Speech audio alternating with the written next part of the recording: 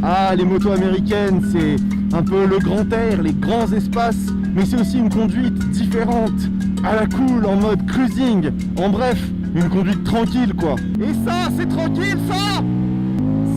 Ça, vous allez me dire que c'est tranquille, ça? Et ça, c'est tranquille, ça? Oui, bonjour. T'as pensé à ramener les...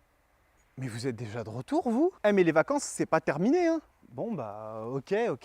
Eh bien, bonjour à toutes et à tous, bienvenue dans un nouvel épisode de Quick Shifter. Comme je vous l'avais annoncé la dernière fois, la machine dont on va parler aujourd'hui est vraiment particulière, autant par le modèle que par la marque. Aujourd'hui, mesdames et messieurs, nous avons avec nous la Indian FTR 1200S Race Replica. Générique! Ah non, mais là, on me voit plus, en fait.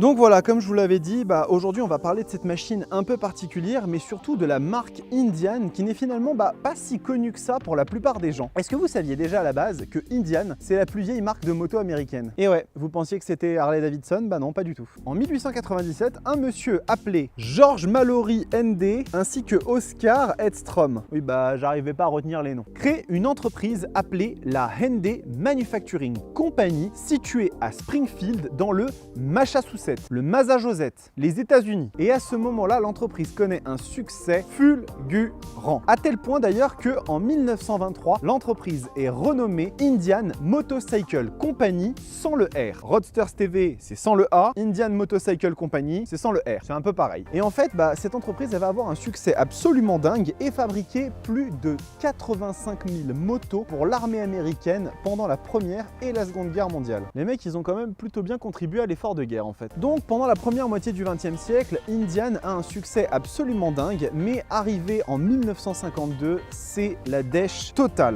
Des repreneurs à foison, les usines qui sont fermées, bref, c'est le bordel. Et finalement, en 2011, un groupe appelé Polaris, ils font des motoneiges. Écoutez, oui, il y a des gens qui font des motoneiges, mais attention, hein, Polaris, ils rigolent pas dans le domaine. C'est les premiers mondiaux dans la fabrication de motoneiges. Ils possèdent même d'ailleurs 25% de KTM, ils sont partout. Et bien ce groupe Polaris décide de redonner vie à Indian et à partir de ce moment-là, c'est la renaissance de la marque. On commencera donc par voir arriver en 2013 la Chief qui va être la première vraie machine du renouveau d'Indian, puis la Indian Scout en 2014 fait son grand retour après plus de 70 ans de silence radio et finalement en 2017 avec la victoire en flat track de la FTR 750, Indian profite pour donner un grand coup dans la fourmilière et crée la Indian FTR 1200. Bien sûr, hein, vous vous doutez, cette machine-là, on me l'a prêtée. Je vais pas chez les concessions acheter des motos pour faire les essais. Ça serait rapidement assez court. Donc aujourd'hui, c'est les copains de chez Indian HVR 91 à Montlhéry qui nous font la gentillesse de nous prêter cette petite merveille. Concession très sympa, les gars sont accueillants, ils vous font un café, vous vous asseyez dans un super showroom à l'américaine et vous découvrez ce petit esprit authentique des États-Unis. Foncez, c'est top. Vous êtes en région parisienne ? Dépêchez-vous. Et donc, si je dois le rappeler, l'abonnement, le pouce bleu, le partage, Instagram, tout ça, ne faites pas partir à l'envers sur la moto, ça finirait par tourner mal, hein? Je compte sur vous. Allez, merci. Donc, cette Indian FTR 1200. Et en fait, cette machine, elle vient un peu bouleverser les codes et les préjugés finalement de ce qu'on pense sur les motos américaines. En règle générale, les bécanes qui nous viennent des États-Unis, on a souvent tendance à les voir comme des gros customs, des power cruisers, voire même des routières. Cette machine-là, elle n'a qu'un seul objectif, détruire du bitume. Et je pense que vraiment pour le coup, vous avez tout autant envie que moi d'aller voir ce que ça donne, donc on y va.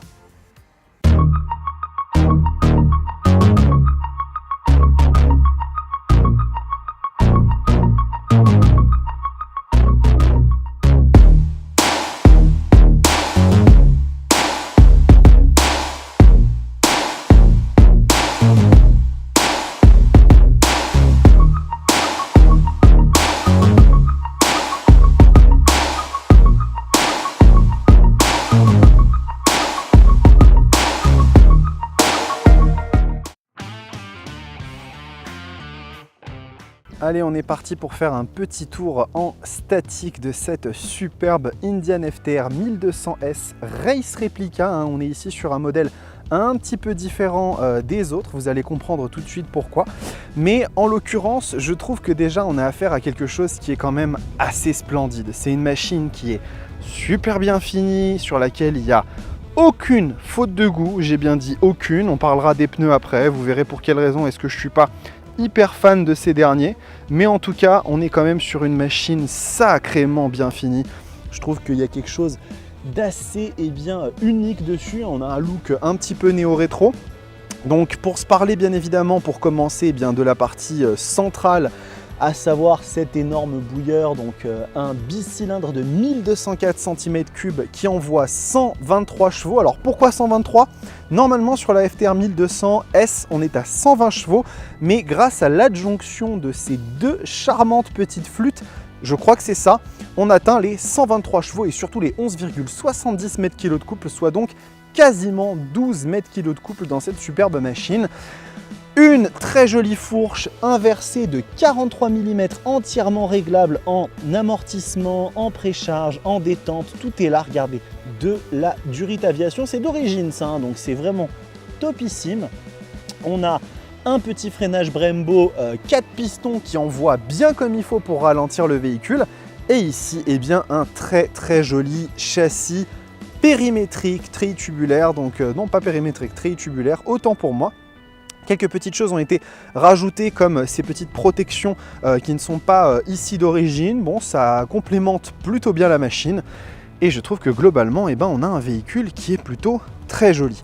Donc, la petite spécificité de cette machine, c'est qu'on est ici sur une roue avant de 19 pouces et non pas 17 comme on retrouve sur la plupart des roadsters, et à l'arrière on est sur du 18 et donc ici c'est des pneus bien spécifiques qui ont été créés par Dunlop, tout simplement ce sont les DT3R si je ne dis pas de bêtises.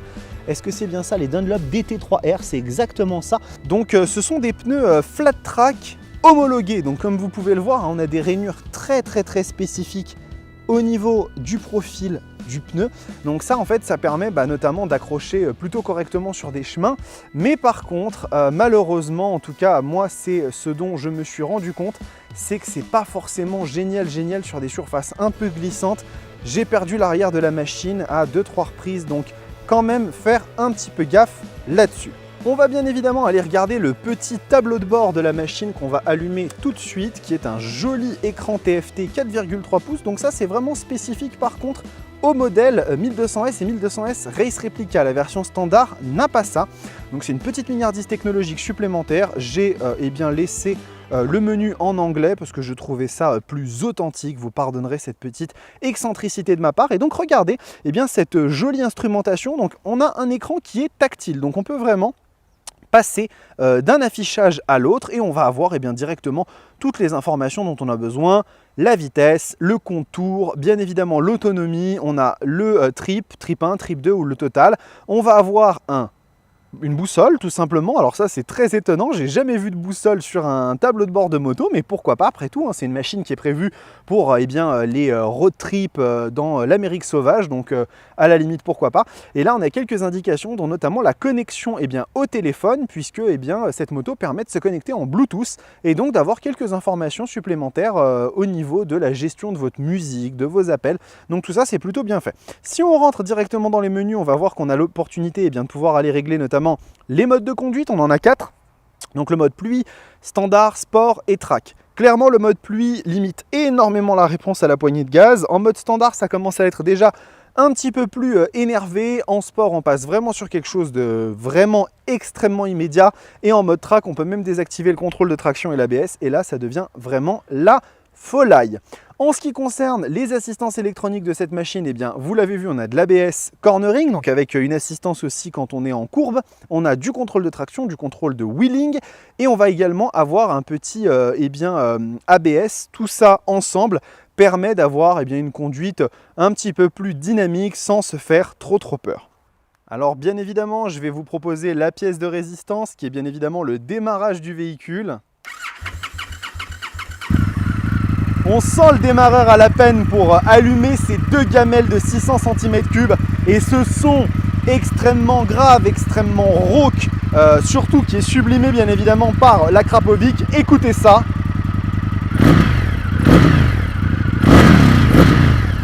On est vraiment sur une pure machine américaine et qui ne demande qu'une seule chose, c'est d'aller lui taper un peu dedans. Donc je vous propose qu'on se retrouve tout de suite sur la partie dynamique.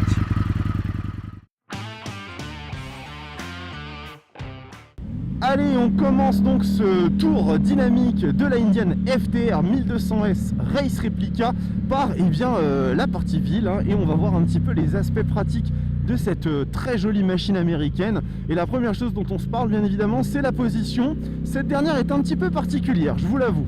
Déjà en termes de jambes et de fessiers, on est vraiment sur un modèle roadster, donc on a les pieds qui sont bien en dessous des fesses, c'est un petit peu replié mais sans exagération. Au niveau de la position des bras, cette dernière est très particulière, c'est-à-dire que je suis bien droit, mais j'ai les bras qui sont très tirés en avant et très écartés. C'est exactement comme ça que je verrais le fait de conduire une moto américaine, c'est-à-dire vraiment, on a les bras très loin devant, qui sont très écartés pour avoir un excellent bras de levier. Alors, c'est pas forcément dérangeant, hein, mais ça change un petit peu de ce dont on a l'habitude. Après, c'est rigolo de se dire qu'on a un bras de levier aussi important parce qu'on le conçoit tout à fait sur des customs ou des grosses routières qui pèsent plus de 300 kg à sec. Là, sur cette machine qui n'en fait que 220, c'est un peu moins nécessaire, mais c'est vrai que c'est quand même pratique et on manipule bien le véhicule. En ce qui concerne les commandes de la machine, donc levier et embrayage, je ne vous le cache pas, elles sont un peu fermes, il faut quand même se faire un petit peu violence pour les actionner. Et surtout, en fait, le problème que moi j'ai plus, c'est au niveau de l'embrayage de la machine. En effet, ce dernier est assez rêche et difficile à passer, on sent quand même des craquements quand on passe la première à la seconde, donc bon, ça passe pas forcément le truc le plus agréable au monde, on va dire. Ensuite, par contre, au niveau des boutons, alors là c'est un vrai sans faute de la part d'Indian, je trouve que les boutons des Komodo sont hyper bien placés. On a un petit joystick pour manipuler les menus, on va avoir accès au bouton de clignotant qui va permettre de mettre les warnings aussi, le bouton de cruise control qui d'ailleurs fonctionne en seconde, sur le second rapport, encore une petite rareté parce qu'il n'y avait que de souvenirs la BMW S 1000R qui faisait ça, donc ça c'est plutôt un bon point. Et globalement à ce niveau-là, tout est plutôt très bien placé. Juste par contre, un petit truc que moi j'ai pas trop compris, c'est pourquoi est-ce qu'on a trois interfaces de contrôle qui font la même chose. Un écran tactile, des boutons et Komodo gauche qui font exactement la même chose, ils permettent de naviguer dans les menus. Je me dis que c'était pas forcément indispensable. Bon, déjà les boutons au niveau du tableau de bord, c'est vrai qu'Indian, sur les motos modernes, ce genre de choses ça n'existe plus depuis 10 ans, mais bon, ça c'est pas forcément le plus grave. Mais l'écran tactile, je me dis que ça a dû coûter cher et je me demande vraiment si on s'en sert aussi souvent que ça. En ce qui concerne la chauffe du véhicule, cette moto elle chauffe quand même pas mal, hein, on le ressent, et je pense qu'en été vraiment lourd, ça doit quand même être assez désagréable. Sur la version 2021, Indian a mis en place un système qui désactive un des deux cylindres à l'arrêt. Donc à mon avis, c'est qu'il doit y avoir une raison. Après, c'est pas non plus horrible, insupportable, on n'est pas dans du domaine Ducati, mais sachez-le quand même. En ce qui concerne la consommation de la machine, je vous avoue que je suis un peu perplexe parce qu'il n'y a pas d'indicateur de conso à proprement parler, il y a une autonomie, et lorsque j'ai fait le plein de cette machine-là, elle m'indiquait 120 km d'autonomie, alors qu'elle est annoncée pour un réservoir de 14 litres, ce qui voudrait dire que elle consomme dans les 11 à 12 litres au 100, ce qui est un petit peu très élevé je trouve, alors que la plupart des tests la donnent pour 7 litres au 100. Donc je n'ai pas la réponse à cette question-là. Est-ce que c'était un problème d'indication sur l'aiguille? Là, je ne saurais pas dire. Finalement, concernant la partie du haut, je pense que la FTR 1200 n'est pas trop mal à son aise. Il faudra quand même que votre passager ou passagère n'ait pas un popotin trop gros, car on est sur une selle qui est relativement courte, mais assez épaisse et confortable. Donc je pense que ça se fait bien. Les repose-pieds sont un peu élevés, donc c'est pas la position la plus confortable au monde, mais ça s'envisage pour de petits trajets. Donc voilà, la FTR 1200S pour l'exercice de la ville, elle s'en sort plutôt bien. Si on met de côté la chauffe et l'embrayage qui est un petit peu ferme, c'est une machine que vous pouvez globalement emmener sans aucun problème pour aller chercher le pain. Ça marchera très bien. Allez, on se retrouve dans la deuxième partie de cet essai dynamique de la FTR 1200S pour voir maintenant un petit peu ce que cette machine elle a dans le bide. Et moi je vous dis, on y va. Oh là là! Oh là là là là! Oh mon Dieu! Oh mon Dieu! Mais qu'est-ce que ça tracte! Wow! Oh là là là là là là là là là là! Mais qu'est-ce que c'est que ce bordel? Oh là, je suis choqué là! Je m'attendais pas à ça! Je m'attendais vraiment pas à ça là! Ah, je viens juste de la récupérer la moto là! Wow! Ah ouais! Putain, j'ai l'impression d'avoir une Super Duke 1290 tellement ça tracte!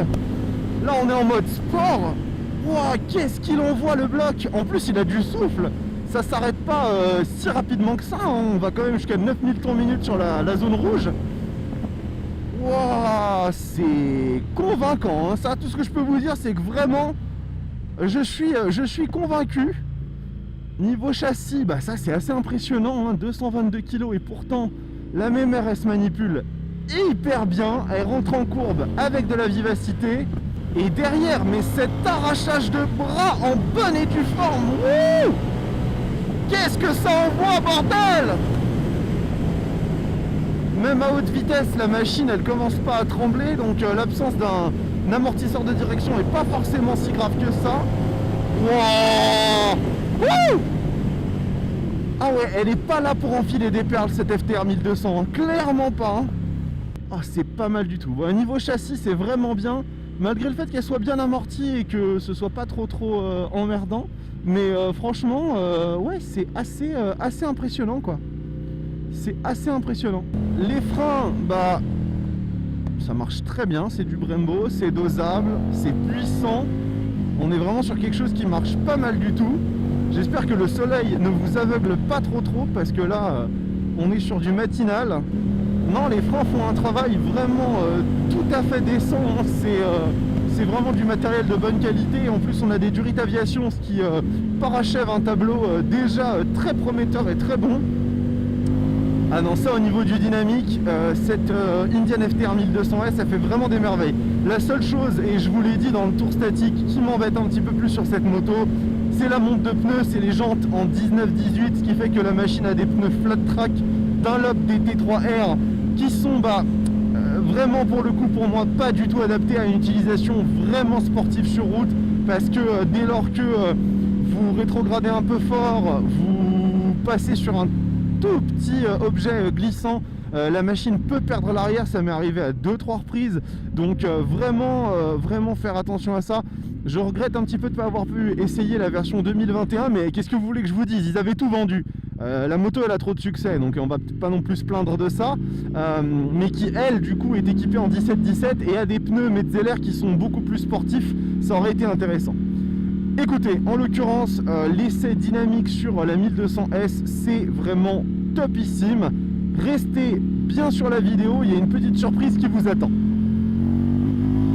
Et donc, comme je vous l'avais annoncé, la petite surprise de la fin de cette partie dynamique, eh bien nous allons rejoindre nos amis chez Indian Montlhéry pour une petite session de questions-réponses. Ils ont été extrêmement gentils et ont daigné se prêter au jeu, donc on va les rejoindre tout de suite pour bien poser quelques questions qui pourraient vous revenir le plus souvent. Bon Aurore, salut. Salut. Merci de nous accorder un peu de ton temps et bon, j'imagine que tu dois avoir un agenda un peu compliqué en ce moment avec l'événement auquel tu participes.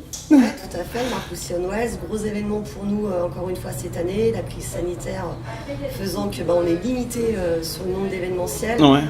C'est donc les deux dates, c'est samedi, dimanche 11 et 12. Voilà, tout à fait, donc samedi 11, dimanche 12, l'entrée est gratuite, parking moto évidemment sécurisé. Gros événement d'américaine et voilà, ça va être un chouette moment de partage et de découverte. Voilà. Bah super, bah écoutez, dans ce cas-là, passez, si vous avez l'opportunité de passer à cet événement, ça peut être cool.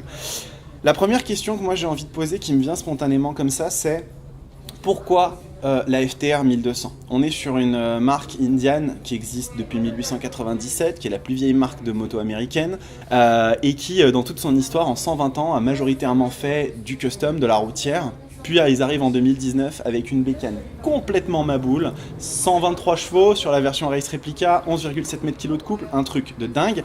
Qu'est-ce qui a amené cette idée de créer cette moto-là ? C'était un marché, c'était quoi finalement ? Aujourd'hui, la FTR, son histoire à elle, clairement, ça vient de courses de flat track aux États-Unis. On est champion du monde depuis 2017. En flat track et on en est fiers, c'est une fierté. Et donc aujourd'hui on va chercher aussi cette clientèle qui est à la recherche de sensations, de motos atypiques, avec une gueule, avec un esthétique vraiment très particulier, roulé différent, mais avec tout ce qui existe de mieux en termes de nouvelles technologies. C'est vraiment ça en fait notre credo aujourd'hui sur la FTR. Super, bah une belle histoire finalement pour cette machine. Et du coup, moi la deuxième chose qui me vient, c'est qu'on est sur une bécane qui apparaît en 2019. À ce moment-là, avec un positionnement au niveau des roues 18-19, des pneus flat track, puis après on a une évolution en 2021 avec un modèle standard ES qui se part de j'entends 17 plus standard et un modèle rallye 18-19. Toi, selon toi, est-ce qu'il y a une vocation à faire évoluer ce segment un peu roadster ou pas? Bien sûr, aujourd'hui, le but, nous les concessionnaires, les passionnés que nous sommes pour cette marque, c'est de faire évoluer bien sûr les motos, mais surtout d'ouvrir au maximum à notre clientèle. J'entends souvent les clients me dire, donc des clients de 20, 30, même 40 ans, ouais, je suis pas prêt de rouler en américaine en fait. Je suis trop jeune encore pour ça. Eh bien non, aujourd'hui on va casser ce frein avec ce type de moto. Aujourd'hui mes clients, mes riders qui roulent avec la FTR, c'est pour beaucoup des gens qui viennent du roadster, de la sportive pour ce type de moto. Cette machine, c'est aussi un peu une scission avec le passé, dans le sens de créer un nouveau modèle qui n'avait jamais existé jusque-là. Moi, je serais curieux de savoir si les clients habitués de Indian, ils ont plutôt boudé le modèle ou au contraire, ils l'ont très bien accueilli comme un renouveau, quelque chose qui apportait un vent de fraîcheur à la gamme. Au début, effectivement, cette FTR, elle a été présentée en France au Mondial de Paris en 2018. Les clients, encore une fois, nous ont fait confiance. Et ils n'avaient pas vu la moto, personne ne savait ce que ça allait donner. Mais les clients nous ont fait confiance. C'est ça aussi notre clientèle. Et ils les ont commandés. On a commencé à les vendre dès le mondial de la moto. Encore une fois, j'insiste, mais sur cette nouvelle gueule, ce nouvel univers dans la gamme leur a beaucoup plu. C'est une moto qui va être amenée à évoluer. On voit bien au niveau des codes couleurs par rapport à premier code couleur qu'on a eu. Aujourd'hui, on arrive sur des couleurs mat et on n'a pas fini d'en entendre parler. Du coup, je suis aussi curieux de savoir, après tout ça, comment la machine a fonctionné, comment elle a marché en termes de succès commercial. Peut-être déjà, à la base, dans un marché américain qui a peut-être ses spécificités, et est-ce qu'il y a une place pour ce genre de machine? Et puis surtout, chez nous, est-ce que c'est une bécane qui a beaucoup marché? Je sais que j'ai pas pu avoir le modèle 2021 parce que vous les avez toutes vendues, donc j'imagine que oui. Mais du coup, ouais, comment ça s'est passé? Je suis curieux. Alors effectivement, donc 2019, lancement de la FTR pour l'Europe, c'est 340 unités vendues. Aujourd'hui, on estime à 2200 possesseurs de FTR. Oui, quand même. Voilà, dans le monde. C'est des clients qui vont rouler tous les jours aussi en FTR parce que justement, elle a cette maniabilité. L'évolution, on voit bien sur 2021 avec les Route 17, les nouveaux Metzeler, Sportec font que la moto, du coup, offre plus de maniabilité pour l'utilisation quotidienne et notamment sur nos routes françaises et notre météo française. Cet aspect curiosité, les clients maintenant viennent nous voir en concession pour l'avoir, l'essayer. Et souvent, l'essayer, c'est l'adopter parce que clairement, on ne s'attend pas du tout à ça d'une moto américaine, que ce soit au niveau du comportement routier, la partie cycle, le moteur, on ne s'attend pas à ça d'une américaine. Du coup, finalement, moi, la dernière question que j'ai envie de poser, c'est à un niveau très personnel, toi, à qui tu recommanderais cette machine? Aujourd'hui, homme, femme, peu importe, si vous voulez de la sensation, si vous avez roulé en roadster, si vous avez roulé en sportive, en hyper sportive, c'est une moto à rouler tous les jours, que ce soit sous format balade, en run avec les potes, tranquillou pour découvrir nos beaux paysages français. Et puis aussi, pour ceux qui aiment jouer un petit peu de la poignée de gaz et qui aiment les sensations, les gros freinages avec les 3 cartographies possibles sur la FTR S. Voilà, c'est une moto, quand on aime les sensations, qui va répondre à ça. Donc voilà, c'est vraiment cette clientèle-là. Et à côté, bien sûr, tous ceux qui aiment l'américaine, on en a qui ont 2 Indian dans leur garage, la classique américaine, que ce soit les 111 ou les 116, et qui ont le petit jouet pour de temps en temps se faire plaisir avec la FTR. Bon, je pense qu'il n'y a pas grand autre chose à dire. La FTR 1200, en tout cas, c'est une super belle surprise. Aurore, merci beaucoup de nous avoir accordé de ton temps. Avec grand plaisir, merci à toi. Avec un grand plaisir aussi de notre côté. Et puis, on se retrouve pour la conclusion de la vidéo. Bon, cette petite Indian FTR 1200 finalement c'est une belle surprise. Une machine qui a vraiment un moteur surdimensionné avec des performances assez ahurissantes, de la technologie, une finition qui je dois bien l'avouer fait vraiment plaisir, d'autant que dans cette version Race Replica vous avez toutes les mignardises. Bon, je vous l'ai dit quand même, les pneus en flat track, je suis pas convaincu du tout sur une utilisation très poussée. Clairement, moi c'est mon opinion, cette machine elle est beaucoup trop puissante pour la monte de pneus qu'il y a, mais en même temps, Indian Indian en 2021 font un grand changement et la version standard de la FTR se retrouve dotée de jantes en 17 à l'avant et à l'arrière ainsi que de pneus Metzeler beaucoup plus adaptés à un usage sportif. Et finalement, ce sera la version rallye de la FTR 1200 qui conservera ces jantes si particulières. Donc finalement, l'histoire elle est en train de s'écrire dans le temps et je pense que cette Indian FTR 1200 et 1200S nouvelle génération deviendront des concurrentes sérieuses à nos roadsters les plus vitaminés. Même si j'ai pas envie, il est temps de parler de concurrence. Pourquoi est-ce que j'ai pas envie de parler de concurrence? J'ai pas envie. J'ai pas envie de parler de concurrence, j'ai pas envie de la fâcher, j'ai pas envie de la contrarier. Après, peut-être que la concurrence n'a même pas de quoi l'inquiéter. Et ça, vous allez le savoir après. La première machine à laquelle moi j'ai pensé, c'est un scrambler finalement, et quoi de mieux que la Ducati 1100 Scrambler Sport Pro, qui est vraiment la déclinaison la plus ultime de ce modèle chez Ducati, avec un moteur certes quand même moins péchu que celui de la Indian, on se parle quand même de 30 chevaux de moins, mais on se parle aussi de 30 kg de moins, donc finalement on s'y retrouve un petit peu. Beaucoup de technologie et surtout de la suspension de ultra haute qualité avec Öhlins, et un prix finalement qui est relativement similaire à celui de l'américaine. Ensuite, bien évidemment, on va aller faire un tour chez nos amis allemands avec la BMW R90. Pas la pure, attention, la pure elle est un peu moins complète en termes de techno, mais vraiment le modèle standard de la R90, on est quand même sur une machine avec une motorisation cette fois-ci un peu plus costaude et qui va vraiment en remontrer à la Indian, 110 chevaux et quasiment les mêmes valeurs de couple, et puis aussi un petit peu de technologie. Moins cela dit quand même que cette machine-là, on est dans un esprit plus route, mais je trouve que c'est une alternative qui peut se falloir. Et puis bon, on ne peut pas passer sans nos amis de chez Triumph, évidemment, avec la Scrambler 1200 XC. Encore une fois, 90 chevaux, presque les mêmes valeurs de couple que la Indian, 205 kg à sec, et pas mal de technologie finalement pour une machine qui se veut à la fois le modèle routier de la Scrambler, mais avec une roue de 21 à l'avant. Donc quand même, on peut s'amuser à aller dans des petits chemins. Beaucoup de technologie, des modes de conduite, un écran TFT, une prise USB, elle vient finalement se positionner assez bien en face de cette machine-là. Comptez 14 900 €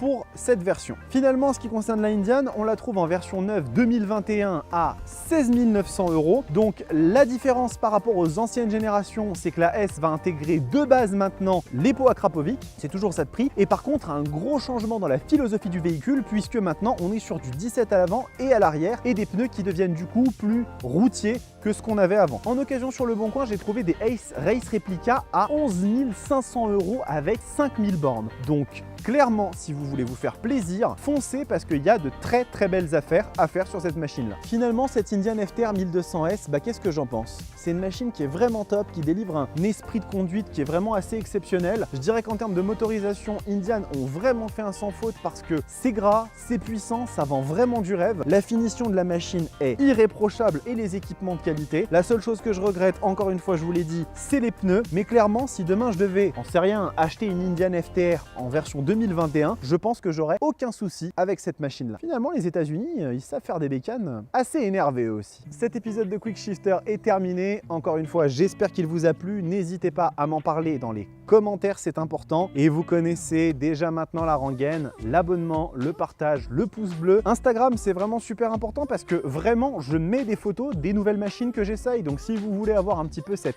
avant-première, c'est toujours cool, rejoignez-nous, ça mange pas de pain. La semaine prochaine, je sais pas ce que je fais. Je vous l'avoue, je suis transparent avec vous, je fais preuve d'honnêteté, je ne sais pas du tout encore ce que je fais. Probablement un essai, probablement un truc énervé, on se tient au jus. En attendant, portez-vous bien, ciao.